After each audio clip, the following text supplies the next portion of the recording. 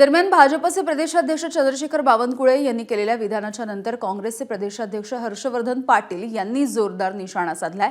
भाजप ही काँग्रेसचे नेते खाणारी चेटकीण आहे असा हल्लाबोल हर्षवर्धन पाटील यांनी केला।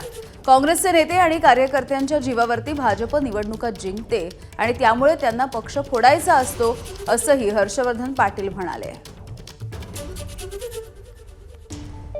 माफ करा, हर्षवर्धन सपकाळ काँग्रेसचे सध्याचे प्रदेशाध्यक्ष यांचे हे विधान आहे।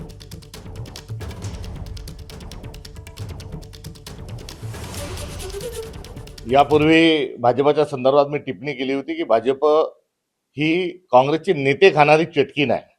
आता या चटकीणीचं पोट नेते खाऊन भरलं नाही, म्हणून आता हे कार्यकर्त्यांना खायच्या मागे आता भाजप लागलेली आहे। विरोधकांना फोडण्याचा जो एक प्रयत्न भाजप करते त्याचा आम्ही निषेध करतो।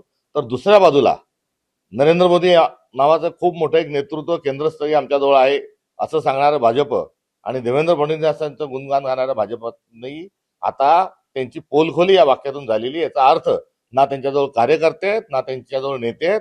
काँग्रेसच्या नेते आणि कार्यकर्त्यांच्याच भरोशावर आपण पुढच्या निवडणुका जिंकू शकतो हे त्यांच्या ध्यानात आलेलं आहे, म्हणून काँग्रेस फोडण्याचा खटाटोप ते दर दिवशी करत आहेत। एबीपी माझा, उघडा डोळे बघा नीट।